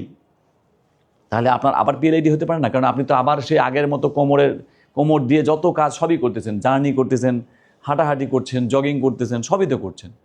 আবার ওজন যদি ভুলভাবে তোলেন, তাহলে তো আবার PLID হতে পারে, ওই একই লেভেলে হতে পারে। কাজেই যতক্ষণ অপারেশন না করা যায় সেটাই ভালো। অপারেশন একদম লাস্ট পর্যায়ে থাকুক। আমরা প্রথমে কি বলেছিলাম যে অপারেশন বিহীন চিকিৎসাই প্রথম, আর অপারেশনটা একদম লাস্ট। সেই জন্য বলছি যে এটা এমন অপারেশন যে বেশিরভাগ রুগী, অনেক রুগী আছে যে অপারেশন করে আবার অপারেশন লাগে, এক লেভেল না হয়ে আর এক লেভেল লাগে। তাহলে কি হলো? সমাধান হলো? পিত্তথলি তো একবার অপারেশন করলে লাইফ টাইম আর কোনোদিন অপারেশন করা লাগে না। তাহলে যদি এমন হয় যে অল্প চাপ হলে তো কোনোদিন অপারেশন লাগে না, কিন্তু যদি মাঝামাঝি চাপ হয়, পুরো ব্লক হয়নি কিন্তু অর্ধেকের বেশি গেছে, তখন বলবো অপারেশন লাগতেও পারে, কিন্তু প্রথম চিকিৎসা ইনজেকশন এবং ব্যায়াম। ওকে, এবার একটা খুব গুরুত্বপূর্ণ, এটা গেল, আমরা MRI বুঝে ফেলছি যে কখন অপারেশন লাগে, সেটাও বুঝলাম। এবার আর একটা আলোচনা করে আমরা স্লাইডের দিকে যাব। যে ইনজেকশন, এটাকে খুব বড় না করলে আপনারা বুঝবেন না, খুব বড় করলাম। কি বলেছি? এই যে দেখেন, এইটা হলো একটা ডিস্ক, এটা কালো ডিস্ক, একদিকে ঝুলে আছে। পিছনে আমরা ইনজেকশন দেই হলো এই জায়গায়, এবং এই যে সুইটার গায়ে থাকে 8টা দাগ, 8 দাগের মধ্যে আমরা 4 দাগ পর্যন্ত ঢুকাই। 4 দাগ পর্যন্ত ঢুকালে সুইয়ের যে মাথাটা এই জায়গায় লাগে, এই জায়গায় থাকে। সুইয়ের মাথা কখনো এই যে নার্ভ, পায়ের যে নার্ভ, এই যে পায়ের নার্ভ, এই নার্ভে আঘাত করে না। এটা তো পায়ের নার্ভে কখনোই আঘাত করে না সুইয়ের মাথা। যদি আঘাত করতে চান 4 দাগের বেশি দিতে হবে, অথবা আমাকে বাঁকা করে যেতে হবে। তাই বাঁকা যাবো কেন? 4 দাগের বেশি যাবো কেন? কখনোই তাহলে আপনার পায়ের নার্ভে আঘাত লাগে না, টাচ লাগে না। এটা আপনাদের মনের মধ্যে যে ভয় ছিল, ভয়টা কাটিয়ে দিলাম। এখন আমি কি করব? সুইয়ের মাথা এখানে আছে, এখানে গিয়ে আমি মেডিসিনটা পুশ করে দেবো। কোন মেডিসিন? ওই যে স্টেরয়েড মেডিসিন। পুশ করার সাথে সাথে মেডিসিনটা এই দিকে ছড়িয়ে যাবে। এবং এইখানে মেডিসিন যেহেতু স্টেরয়েড মেডিসিন, এই জায়গায় ছড়িয়ে যাওয়ার পরে এখানে যত রস কষ ফুলা আছে সব কমে যাবে, এমনকি যদি চর্বির দানা থাকে ওগুলোও শুকিয়ে যাবে, ফলে এই জায়গাটা একদম ফাঁকা হয়ে যাবে। যেই ফাঁকা হয়ে যাবে অমনি আপনার নার্ভ যেটা চাপ খেয়েছিল সেই নার্ভটা ফ্রি হয়ে গেল, যে ফাঁকা এই জায়গাটা তো ফাঁকা, ফাঁকা থাকলে কি হবে, নার্ভ ফ্রি হবে। কোন দিক দিয়ে ফ্রি হবে? পেছন দিক দিয়ে ফ্রি হবে, পেছন দিক দিয়ে ফ্রি হবে। এদিক থেকে তো ডিস্ক চাপ দিয়ে আছে, আর এদিক থেকে নার্ভটা চাপ খেয়েছিল পিছন দিক দিয়ে একদম ফ্রি। এখন আপনি প্রশ্ন করবেন যে কতদিন ফ্রি থাকবে? আসলে একবার যদি আমরা ইনজেকশন দিয়ে ফুলা কমাতে পারি আর কোনো দিন ফুলবে না, সারা জীবন মানে আপনি ভালো থাকবেন একটা ইনজেকশন দিয়ে। কেন? কারণ যদি আপনি আবার আঘাত পান, ধরেন আপনাকে ইনজেকশন দিয়ে ফুলা কমাই দিলাম এবং নার্ভ ফ্রি হয়ে গেল, পিএলআইডি ভালো। এখন আপনি আবার অ্যাক্সিডেন্ট করলেন, আবার মাটিতে স্লিপ খেয়ে পড়ে গেলেন, আবার আপনি ভুলভাবে ওজন তুললেন, আবার আঘাত পেলেন, তখন ওই জায়গাটা আবার ফুলবে। যদি আবার আঘাত না পান জীবনেও আর ওটা ফুলবে না। তার মানে এক ইনজেকশনই যথেষ্ট। যেমন কেউ যদি আপনাকে খুব জোরে লাঠি দিয়ে আঘাত করে তখন এই জায়গাটা ফুলে যাবে না, ফুলে যাওয়ার পর 7 দিন পর আবার ফুলাটা মানে মিশে যাবে, একদম মিশে যাবে, ভ্যানিশ। এখন যদি কেউ আবার আঘাত করে তাহলে না আবার ফুলবে, আবার যদি কেউ আঘাত না করে তাহলে এই জায়গাটা কেন অযথা ফুলবে, আর জীবনেও ফুলবে না। একই ঘটনা এখানেও। নেক্সট আপনাদের প্রশ্ন মনের মধ্যে আসবে, ঠিক আছে বুঝলাম, কিন্তু আমার ডিস্কের কি হবে? ডিস্কটা যে এত দূর পর্যন্ত এই যে ঝুলে গেছে, এত দূর পর্যন্ত ঝুলে থাকলে আমরা ইনজেকশনই দেব না, আমরা বলবো যে অপারেশন করতেই হবে। যখন আপনার ডিস্ক এত দূর ঝুলে না থেকে অল্প ঝুলে থাকবে তখনই তো ইনজেকশন দেবো। আপনি বলবেন তাহলে ইনজেকশন দিয়ে লাভ কী হলো, ডিস্কের কিছু হলো না। না, ডিস্কের কিছু হওয়ার দরকার নেই। ধরেন আমার নার্ভ তো ফ্রি থাকাটা ইম্পর্ট্যান্ট, এখন ডিস্ক একটু হেলে আছে, সারা জীবন হেলেই থাকুক, আমাকে ডিস্টার্ব না করলেই হলো। এবং আপনি তো অপারেশন না করলেই হলো, মানে অপারেশন আমার দরকার নাই, আমার ডিস্ক একটু হেলে আছে থাক না, ডিস্টার্ব না করলেই হলো। এখন আরও কিছু মজার ঘটনা বলি, মানে মজার না, মানে এই মেডিকেল সায়েন্স তো মজার হয় না, আপনাদের জন্য প্রয়োজনীয়। এই যে ডিস্কের ভিতরে কিন্তু আমরা ইনজেকশন দেই না, এটা তো কালো ডিস্ক না, এই যে এরকম আমরা ইনজেকশন দেই পিছনে, মেডিসিন দেই এই যে ফাঁকা জায়গায়, এপিডুরাল স্পেস, এখানে একটা ফাঁকা জায়গা আছে, এই দেখেন এই যে এত বড় ফাঁকা জায়গা। এখন ইনজেকশন এর ভিতর দেওয়া হয় না, এর ভিতর দেওয়া হয় লেজার, ওজন থেরাপি। যদি কেউ একবার লেজার দেয় ডিস্কের ভিতরে দারুণ আরাম হয়, 6 মাস 1 বছর 2 বছর ভালো থাকতে পারেন, কিন্তু আবার যখন পিএলআইডি হবে এইবার আপনার খবর আছে, কারণ ডিস্কটা তো নষ্ট হয়ে যায়। লেজার দিলে, লেজার কিন্তু এমন একটা চিকিৎসা বা ওজন থেরাপি এমন একটা চিকিৎসা যে সারা পৃথিবীতে এটা মোটেই চলে না। এবং বাংলাদেশে এতগুলো মেডিকেল কলেজ হাসপাতাল আছে, স্কোয়ার আছে, অ্যাপোলো আছে, ইউনাইটেড হাসপাতাল আছে, কোথাও কিন্তু লেজার দিয়ে পিএলআইডি চিকিৎসার কোনো সেন্টার নাই। কারণ লেজার দিলে আপনার যদি একবার ডিস্ক গলে যায়, ওই ডিস্ক আবার যদি পিএলআইডি হয় 1 বছর পরে 2 বছর পরে, তখন আপনাকে বিরাট অপারেশন করতে হবে, পুরো ডিস্ক ফেলে দিতে হবে, কারণ নষ্ট হয়ে গেছে। আলগা ডিস্ক লাগিয়ে দিয়ে স্ক্রু দিয়ে রড দিয়ে ফিক্সড করতে 3-4 লাখ টাকা খরচ। তাহলে আপনাকে অল্প সময়ের আরাম দিতে গিয়ে একদম বিপদে ফেলা হলো, মানে আপনাকে বড় একটা ঝুঁকির মধ্যে ফেলা হলো। কিসের পিএলআইডি ভালো হবে, উল্টা আপনাকে ঝুঁকির মধ্যে ফেলা হলো, কারণ গ্যারান্টি তো নাই আপনি কতদিন ভালো থাকবেন। এই জন্য ইনজেকশনটা যেহেতু পিছনে দেওয়া হয় একদম সেফ, কোনো ডিস্ককে নষ্ট করে না। ওকে, এই হলো ব্যাপার। এবার আসেন আমরা আবার স্লাইডে চলে যাই। তাহলে আমরা জানলাম, এবার আসেন 6 নম্বর এপিডুরাল স্টেরয়েড ইনজেকশন সম্বন্ধে 2-4টি কথা আপনাদের জানা দরকার, কারণ এটা দারুণ কাজ করছে। আমরা দেখলাম 90% রোগী ভালো হয়ে যায় 1.5 মাসের মধ্যেই 4টা সিস্টেমে, তার মধ্যে একটা হচ্ছে এপিডুরাল ইনজেকশন। এপিডুরাল কতবার দিতে হয়? বইয়ের ভাষায় 3 মাসে 3 বার, আমরা বলি নো, একটি ইনজেকশনই আপনার জন্য যথেষ্ট, সারা জীবন আপনি ভালো থাকবেন। যদি একটি ইনজেকশন দিয়ে আপনার 70%-এর উপরে ভালো হয়ে যায়, পায়ের ব্যথা, ঝিঝি, অবশ ভালো হয়ে গেল, আর দ্বিতীয় ইনজেকশন দেওয়ার দরকার নেই। বাকিটুকু ব্যায়াম করলেই এবং আমাদের এই গাইডলাইনটা ফলো করলে ইনশাল্লাহ আপনি ভালো হয়ে যাবেন। আমরা যত ইনজেকশন দিয়েছি তাদের কি অপারেশন লেগেছে? যে প্রতিদিন আমরা 10 জন 12 জন 15 জন করে ইনজেকশন দিই। আপনি ধরেন গত 3 মাসে আমরা যত ইনজেকশন দিয়েছি, এদেরকে কি অপারেশন করা লাগছে? না, মাসে একজনও এপিডুরাল দেওয়ার পর তার মধ্যে মাসে একজনও অপারেশন করা লাগে না। তার মানে এপিডুরাল দিয়ে তারা চিরকালের জন্য পিএলআইডি মুক্ত হচ্ছে। এবং আরও কিছু কথা আছে আমরা পরে বলছি। এই যে তাহলে কি হলো, 3 মাসে 3 বার বইয়ের ভাষা, কিন্তু আমরা বলছি না, একটি দিয়ে 70%-এর উপরে কাজ হলে আর দরকার নাই। তবে 70% যদি না হয়ে 50% হলো, তখন আপনাকে দ্বিতীয় ইঞ্জেকশন দিতে হবে। কারণ আমি তো গ্যারান্টি দিয়ে চিকিৎসা করতে পারি না। আমার কাজ হলো আপনার ইঞ্জেকশন লাগবে, আপনার অপারেশন লাগবে, এই আমার চিকিৎসা সিদ্ধান্ত দেওয়া। কিন্তু এটা গ্যারান্টি দেওয়া যাবে না যে কার 70% হবে, কার 50% হবে, আমি কেমনে বলবো? সততার সাথে আমার কাজ হলো কোনো রকমের টাকা ইনকামের ধারণা থেকে নয়, কোনো ধান্দার থেকে নয়, ব্যবসায়িক মনোভাব থেকে নয়, যার যেটা দরকার শুধু তাকে সেটাই দেওয়া হবে। আসলে অনেক রুগী আমাদের কাছে আমরা যখন রুগী দেখি এক এক করে, আপনাদের সবাইকে কিন্তু এক এক করে দেখব, আমাদের টেবিলে এসে বলে যে আমি বলি যে ইঞ্জেকশন লাগবে না, রুগীরাই আমাকে জোর করে যে আমার একটা ইঞ্জেকশন দিয়ে দেন, আমি এত দূর থেকে আসছি, চট্টগ্রাম থেকে আসছি, বিদেশ থেকে আসছি। আরে আমি দেখছি যে ইঞ্জেকশন লাগবে না, এবং আমরা কিন্তু চাইলেও ইঞ্জেকশন দেই না। যার দরকার নাই তিনি চাইলেও আমরা ইঞ্জেকশন দেবো না, কারণ রুগী হিসেবে আপনি বুঝবেন না, আমি তো বুঝি। তো এখন আপনার যদি না লাগে আপনি চাইলেও আর পাবেন না। অতএব যার ইঞ্জেকশন দেওয়া হবে আমরা ওইটাই হলো আমাদের সিদ্ধান্ত। আচ্ছা, এখন আমরা পরের স্লাইডে চলে যাই। ব্যথা কেমন লাগে? এই এপিডুরাল ইঞ্জেকশন দিতে পিঁপড়ার কামড়ের মতো ব্যথা লাগে। কি কি সাইড ইফেক্ট? আসলে এপিডুরাল স্টেরয়েড ইঞ্জেকশনের অনেক সাইড ইফেক্ট। স্টেরয়েড যেহেতু, এই যে করোনার সময় আমরা কি করেছি, 7 দিন 14 দিন একটানা স্টেরয়েড ইঞ্জেকশন দিয়েছি। ওদের সাইড ইফেক্ট হবে, কারণ এতগুলো স্টেরয়েড ইঞ্জেকশন দিলে তো সাইড ইফেক্ট আছেই। আর আপনি দিবেনই হলো একটা, হয়তো একটা সারা জীবনে দিবেন, আপনার কি সাইড ইফেক্ট? আপনার লেখা আছে ডায়াবেটিস থাকলে একটু বেড়ে যাবে, 2-3 দিন পরে অ্যাডজাস্ট হয়ে যাবে, আর কোনো সাইড ইফেক্ট এমন নাই উল্লেখযোগ্যভাবে। কাদেরকে দেওয়া যায় না? শুধু গর্ভবতীদের দেওয়া যায় না, আর কাকে দেওয়া যায়? যদি কিডনি ফেল থাকে তাকেও এপিডুরাল স্টেরয়েড ইঞ্জেকশন দেওয়া যায়, কারণ কিডনি ফেল হলে স্টেরয়েড দিয়ে চিকিৎসা করা হয়। হাঁপানি থাকলেও দেওয়া যায়, হাঁপানি রোগীদের স্টেরয়েড দিয়ে চিকিৎসা করা হয়। এইরকম হাই প্রেশার বা লো প্রেশার থাকলে দেওয়া যায়, হার্টে রিং পরানো আছে, বাইপাস অপারেশন হয়েছে, মানে যে অবস্থায় থাকেন সবাইকেই দেওয়া যায়। শুধু দেওয়া যায় না গর্ভবতীদেরকে। আর কাদেরকে? যাদের ডায়াবেটিস আছে এবং 12-র উপরে যদি থাকে, তাহলে আজকে দেব না, ডায়াবেটিসটা কন্ট্রোল করেই আপনাকে আসতে হবে। বসার পজিশন দেখে নেন যে এইরকম ধনুকের মতো এভাবে বসতে হবে। যদি আপনি সোজা হয়ে বসেন, আচ্ছা এভাবে বসলে মেরুদণ্ডের হাড্ডিগুলো ফাঁক হয়ে যাবে, আর সোজা হয়ে বসলে ফাঁক হবে না।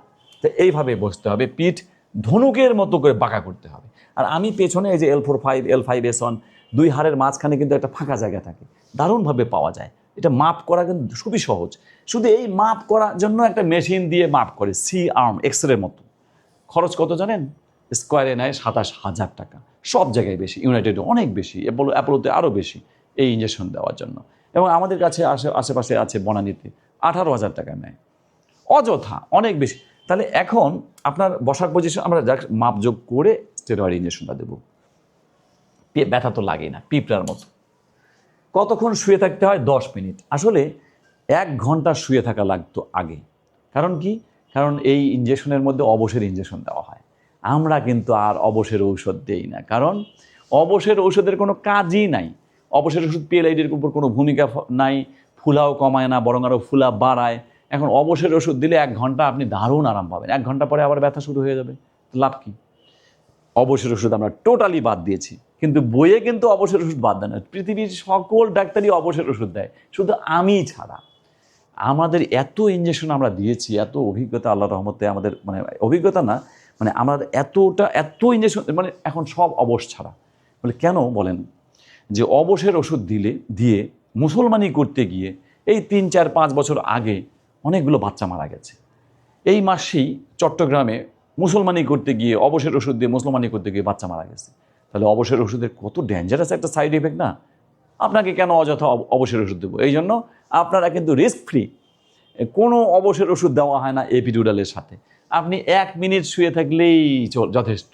তবে আপনাকে 10 মিনিট শুয়ে থাকতে হয়, কারণ তাহলে কাজটা ভালো হয়, মানে মেডিসিনটা সুন্দরভাবে ছড়িয়ে যায়। কত টাকা লাগে? শুধু এপিডুরাল ইঞ্জেকশন দিলে 10,000 টাকা লাগে। শুধু এপিডুরাল মানে যদি এমন হয় যে স্যাক্রোইলিয়াক জয়েন্ট, হাঁটু বা পেছনে বা শোল্ডার বা অন্য কোনো ইঞ্জেকশন আছে, তখন টাকা বেড়ে যাবে, কিন্তু শুধু এপিডুরাল হলে 10,000 টাকা। আগে PLID অপারেশন যাদের করা থাকবে তাদের যদি এপিডুরাল দেওয়া লাগে তাহলে 15,000 টাকা। এটা অনেক বেশি কঠিন একটা কাজ, তখন তাদের সময় লাগে এবং অনেকক্ষণ শুয়ে থাকা লাগে। যাদের অপারেশন একবার হয়েছে একটু টাফ, এই জন্য তাদের হচ্ছে 15,000 টাকা। আচ্ছা, এপিডুরাল না দিলে, ধরেন এপিডুরাল নাই, আপনি গোল্ডেন সময় মিস করতে পারেন। গোল্ডেন সময় কি? ওই যে বললাম প্রথম স্লাইডে, 6 সপ্তাহের মধ্যেই এপিডুরাল ইঞ্জেকশন দিয়ে 90% রোগী অপারেশন লাগে না।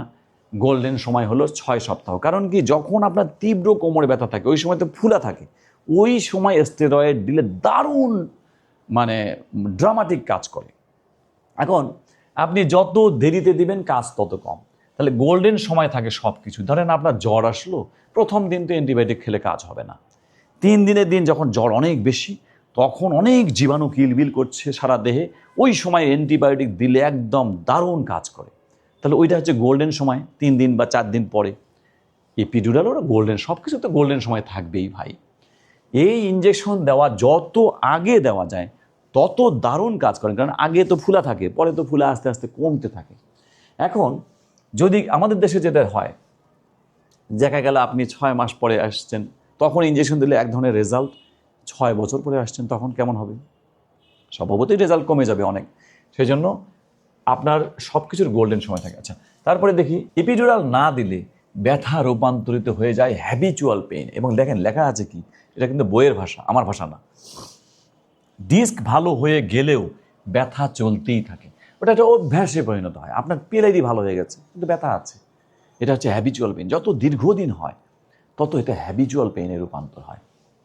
এই জন্য দ্রুত বিদেশে কি করে, 1.5 মাসের মধ্যেই চিকিৎসা শেষ হয়, ভালো হন না হয় অপারেশন করেন।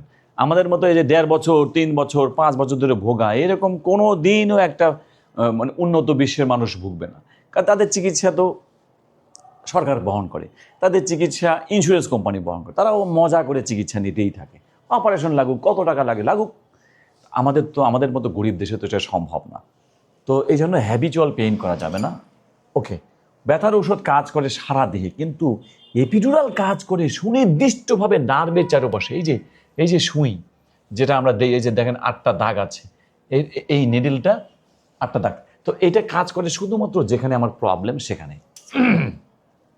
ইঞ্জেকশন দেওয়ার পর অপারেশন করা যাবে কিনা? অবশ্যই যাবে। আপনাকে যেটা শুধু করতে হবে, ডাক্তারকে বলতে হবে আমি ইঞ্জেকশন দিয়েছিলাম। যদি নাও বলেন সমস্যা নাই, কিছু হবে না, কিন্তু বলাটা তো উচিত। আসলে ডাক্তারের কাছে কোনো কিছু গোপন করা যাবে না। কেউ যদি লেজার দিয়ে বলে যে আমি ডাক্তার কাছে যদি গোপন করে, তাহলে হবে। আপনি গোপন করা মানেই হলো আপনার ভুল অপারেশন হবে। যদি সত্য বলেন তাহলে একবারে অপারেশন হবে, সত্য না বললে লেজার দিয়েছেন কিন্তু বললেন না ডাক্তার কাছে, তাহলে আবার অপারেশন লাগবে, ভুল অপারেশন। কাজে একটা কথা মনে রাখতে হবে যে ডাক্তারের কাছে কোনো বিষয় গোপন করা যাবে না। এবং গোপন করা যাবে না সেটা না, আপনাকে বলতেও হবে যে আপনি ইঞ্জেকশন দিয়েছেন, অপারেশন করা যাবে। এপিডুরাল না দিলে কিভাবে খরচ বেড়েই চলে। ধরেন এপিডুরাল কোনো ইঞ্জেকশনই নাই পৃথিবীতে, আপনি দিলেনও না বা দেওয়ার কোনো সিস্টেমই নাই, তাহলে খরচ বাড়বে না? এই দেখেন, ঔষধের খরচ চলতেই থাকে, ব্যথা তো ভালো হচ্ছে না, ফিজিওথেরাপির খরচ বাড়তেই থাকে। অপারেশনও নাই, তাহলে ফিজিওথেরাপি তো করতেই হবে, ঘরে বসে থেকে তো লাভ নেই। ডাক্তারের ভিজিটের খরচ বাড়তেই থাকে, অপারেশনের খরচ মানে যদি অপারেশন লাগে শেষে আপনার 1.5 লক্ষ টাকা দিয়ে অপারেশনও করা লাগে। এই জন্য বলছি এপিডুরাল আপনাকে কিন্তু অনেক খরচ বাঁচিয়ে দেয়। এই ধাপ 1, ব্যায়াম, অভ্যাস পরিবর্তন, পেশা পরিবর্তন, আর হচ্ছে সুপারফুড খাওয়া, এই 4টা হচ্ছে রোগীর কাজ। ধাপ 1, এবং এতেই 60% রোগী ভালো হয়ে যায়। ধাপ 2, এপিডুরাল ইঞ্জেকশন। ধাপ 2-এ আরও 30% রোগী ভালো হয়, তাহলে 60% আর 30% 90% ভালো হয়ে গেল। ধাপ 3, অপারেশন, 10% রোগী ভালো হয়, তাহলে মোট 100 হলো। এখন ধাপ 2 বাদ দিলে, ধরেন এপিডুরালটা নাই পৃথিবীতে, বা আপনার এপিডুরাল ডাক্তার আপনাকে বললই না, তাহলে ধাপ 2 বাদ। তাহলে কি করতে হবে? ধাপ 1-এর পরে সরাসরি ধাপ 3। এই যে ধাপ 2 বাদ দিলে ধাপ 3-এর দিকে যেতে হয়, অধিকাংশকে ধাপ 3 মানে অপারেশন। ধাপ 1-এর পরে ধাপ 3-এ চলে গেল। যে এপিডুরাল কিন্তু আপনাকে অপারেশন থেকে অনেকটাই বাঁচায়। আচ্ছা, আমরা মোটামুটি আলোচনার শেষের দিকে চলে আসছি। এপিডুরাল সম্বন্ধে আমরা যা যা বললাম এবার আপনাদেরকে একটা কাগজ দিয়ে দেব। এই কাগজে কিন্তু প্রেসক্রিপশন থাকবে। ভবিষ্যতে আপনার কোমরে ব্যথা হলে নিজের চিকিৎসা নিজেই করতে পারবেন। আসলে ডাক্তারের কাছে গেলে ওই ব্যথার ওষুধ, গ্যাসের ওষুধ, মাসল রিল্যাক্সেশন এই তো দিবি, তা আপনি নিজে এখন নিজে তো খেতে পারবেন না। আপনারা তো জানেন যে ভবিষ্যতে কোমরের ব্যথা হলে নিজের চিকিৎসা নিজেই করবেন, আমাদের কাছে আসতে হবে না, মেসেজ করতে হবে না। অন্য ডাক্তারের কাছে যাওয়ারও প্রয়োজন নেই। আমরা একটা প্রেসক্রিপশন দিচ্ছি, এটা ফলো করেন, যদি ফলো করে কাজ না হয় তাহলে ডাক্তারের কাছে যান, আগে নিজে নিজেই চিকিৎসা করেন। ভবিষ্যতে তীব্র কোমরে ব্যথা হলে 7 দিনের চিকিৎসা, এটা আমরা প্রিন্ট করে দিচ্ছি। 7 দিনের এই যে মুভমেন্ট বন্ধ এবং 7 দিনের ঔষধ। আপনি বলবেন যে আপনি রুগী দেখলেন না, প্রেসক্রিপশন দিয়ে দিলেন, এটা তো বিতর্কিত চিকিৎসা। না, বিতর্কিত নয়। আমি এখানে ব্যথার ওষুধ লিখেছি 5 থেকে 7 দিন, আমি কি 14 দিন লিখেছি যে এটা বিতর্কিত হবে, কিডনি নষ্ট হবে? এটা তো ব্যথার ওষুধ। 2 নম্বর গ্যাস্ট্রিকের ওষুধ, মাসেল রিল্যাক্সেন্ট, এগুলো তো কিডনির ক্ষতিই করে না, তাহলে বিতর্কিত হওয়ার কিছু নাই। ভবিষ্যতে হালকা কোমরে ব্যথা হলে 6 দিনের ঔষধ, এই 6 দিনের চিকিৎসা, 6 দিনের ব্যায়াম বন্ধ। আপনি এই যে 6 দিনের মুভমেন্ট বন্ধ, এইটাই ফলো করেন, তাহলে তো ওষুধও খাওয়া লাগে না। আগে উপদেশটা ফলো করেন। আপনি যে ঔষধ লেখা আছে, ঔষধ 6 দিন খাওয়ার দরকার কি? আমরা ডাক্তাররা কি ঔষধ খাই? আমরা এই যে মুভমেন্ট বন্ধ করেই তো ভালো করে দিই। তা আপনি 6 দিন ওষুধ না খেয়ে 2 দিন খান, 3 দিন খান, 1 দিন খান, খাইয়েন না। কাজেই এই প্রেসক্রিপশন যেটা আপনাদের দুটো দেওয়া হলো, যে তীব্র কোমরে ব্যথা আর হালকা কোমরে, এটা দারুণ কাজের, অনেক টাকা আপনাকে বাঁচিয়ে দিবে। আপনার নিজের পরিবারের যারই সমস্যা থাকুক না কেন, সবাই এই প্রেসক্রিপশনটা ফলো করতে পারবেন। হ্যাঁ, এই প্রেসক্রিপশন ফলো করে ওষুধ দুটো খেয়ে যদি ভালো হয়ে গেলেন, তার ডাক্তার কাছে যাওয়া লাগলো না, আপনার কয়েক হাজার টাকা বেঁচে গেল। আর যদি ভালো না হয়, তখন ডক্টরের কাছে যান, যে আমি এই ওষুধ খেয়েছি, ভালো বেশিরভাগ 90%ই ভালো হয়ে যাবেন। ভালো না হওয়ার কি আছে? আপনার যখন ব্যথা হয়, আপনি কোমরে বেল পরে থাকেন, একটু বিশ্রামে থাকেন, ব্যায়াম বন্ধ রাখেন, একটু গরম শেক দেন, হয়ে গেল। কিন্তু আপনারা ভুল করেন। ব্যথাও শুরু, আপনি মালিশ করেন, মেসেজ করেন, বাচ্চাকে দিয়ে পিঠের উপর খুঁজে নেন, জীবনেও কোমরে ব্যথা ভালো হবে না ওইভাবে। ওকে, তাহলে এটা আপনাদের জন্য কিন্তু গিফট। ভবিষ্যতের কোমরে ব্যথা নিজে চিকিৎসা, নিজেই ডক্টর। কতদিন পর আবার আসবেন, এগুলো তো আপনাদেরই প্রশ্ন, সবই কিন্তু আপনাদের জন্যই তৈরি করা। আমরা বলছি জীবনেও আসার দরকার নেই। আপনি 6 মাস পরে আসেন, যদি সমস্যা সৃষ্টি হয়। সমস্যা সৃষ্টি না হলে জীবনেও আসার দরকার নেই। এটা কিন্তু গ্যারান্টি হলো না। বললাম যে সমস্যা সৃষ্টি না হলে, যে অন্য ডাক্তারের মতো কি যে আমরা অন্য ডাক্তাররা বলতো কি 1.5 মাস পরে আবার দেখা করিবেন, আমরা বলি নো, আপনার ভালো হয়ে গেলে দরকার নেই, আসার দরকার নেই। যদি আমরা এমন করতাম যে 1.5 মাস পরে আবার আসেন, তাহলে কি হতো জানেন? এই যে গত 3 মাসে আমরা যত রুগী দেখেছি, প্রত্যেক দিন থেকে 1-2 করে যদি এখানে আসতো, তাহলে আজকে কত রুগী পুরাতন হতো, সব ভরে যেত, অর্ধেক রুগী পুরাতনই হতো। আপনাদের অর্ধেক ওই পুরাতন রুগীর ভিড়ে আপনি কিন্তু সিরিয়ালই পেতেন না। আমাদের এখানে দেখা যায় 1-2 পুরাতন রুগী আর সব নতুন রুগী। অন্য ডক্টরের কাছে দেখা যায় যে 100 জন রুগীর মধ্যে 60 জন নতুন রুগী, 40 জন পুরাতন রুগী, কি অর্ধেক নতুন অর্ধেক পুরাতন রুগী। আমাদের এখানে পুরাতন রুগীর সংখ্যা খুবই কম। এবং এই যে এপিডুরাল ইনজেকশন দিলাম, আমরা যে গত 3 মাসের, ধরেন 3 মাসের যত এপিডুরাল ইনজেকশন দিয়েছি, কাজ যদি না হতো, সবাই এখানে আসতো না যে আমার কাজ হয়নি, অর্ধেক কাজ হয়েছে, 100 ভাগের মধ্যে অর্ধেক হয়েছে, 50 ভাগ হয়েছে, তাহলে আবার একটা ইনজেকশন দেওয়ার জন্য আসতো। কিন্তু না, আমাদের রুগীরা তো এই আসে না। যদি ওই বললাম একই কথা, যে গত 3 মাসে যত ইনজেকশন দিয়েছি, ওই তার মধ্যে যদি কিছু কিছু করেও হতো, 3 মাসের রুগীগুলো জড়ো হতো, তাহলে তো এখানে পুরাতন রুগী দিয়ে সব ভরে যেত। না, এখানে পুরাতন রুগী নাই। 1-2 যারা ইনজেকশন দিয়েছি, তারা তো আসতেই পারে। সুতরাং একটা জিনিস মনে রাখবেন, যে ইনজেকশনে কিন্তু 70%-এর উপরে কাজ হয় বেশিরভাগ রুগীরই। এটা কিন্তু আপনার জন্য একটা গুড নিউজ। এবং একটি ইনজেকশনই আমাদের রুগীদের জন্য বেশিরভাগ ক্ষেত্রে যথেষ্ট হয়ে যায়, আল্লাহর রহমতে। গ্যারান্টি দেওয়া যাবে না, কিন্তু ব্যাপারটা হয়। ওকে, কতদিন পর আবার আসতে হবে? আসবেন না। ওকে, ফাইনাল মেসেজ, প্রথম 5টি করণীয় ঠিকভাবে না করলে অপারেশন অনিবার্য হয়। যোগ ব্যায়াম, পেশা সংশোধন, অভ্যাস পরিবর্তন, পিএলআইডি সুপারফুড, এপিডুরাল, এই 5টি যদি না করা হয়, শেষে অপারেশনের দিকেই যাওয়া লাগবে। ভাই, কিছুই করার নাই, এখানে তো আমার কিছু করার নাই। This is a system, international standard system. যদি কেউ এগুলো ফলো না করে, তো অপারেশনে যাওয়াই লাগবে। আর এগুলো ফলো করলে 90% রোগী অপারেশনবিহীন পিএলআইডি মুক্ত হবে ইনশাল্লাহ। তাহলে পরের 2 মাস আপনার করণীয় কি? পিএলআইডি গাইডলাইন, যেটা আমরা গাইডলাইন দিয়েছি, এটা 2 মাস ফলো করেন। ব্যায়াম 10 মিনিট করে 2 মাস করেন। পিএলআইডি সুপারফুড 2 মাস খান, বাস ইনশাল্লাহ। এর সাথে যদি আবার এপিডুরাল ইনজেকশন থাকে, তাহলে তো আর কোনো কথাই নাই। দেখবেন যে আপনার ভালো হয়ে গেছেন ইনশাল্লাহ অপারেশনে। ওকে, অনেক ধন্যবাদ। আপনারা অনেক মনোযোগ দিয়ে এভাবে আমার কথাগুলো শুনলেন। এখন আমরা একজন একজন করে রুগী দেখব। আপনারা এখানে বসে আছেন, আমরা একজন একজন করে ডাকবো। যখন যাকে নাম ডাকবো তার সঙ্গে যিনি এসেছেন তিনিও আসবেন, কারণ একা একা আসবেন না, রুগী একা আসবেন না, রুগীর সাথে লোকও আমাদের কাছে আসবেন, কারণ আমরা দুজনকেই বুঝাতে চাই যে কি সমস্যা। ওকে।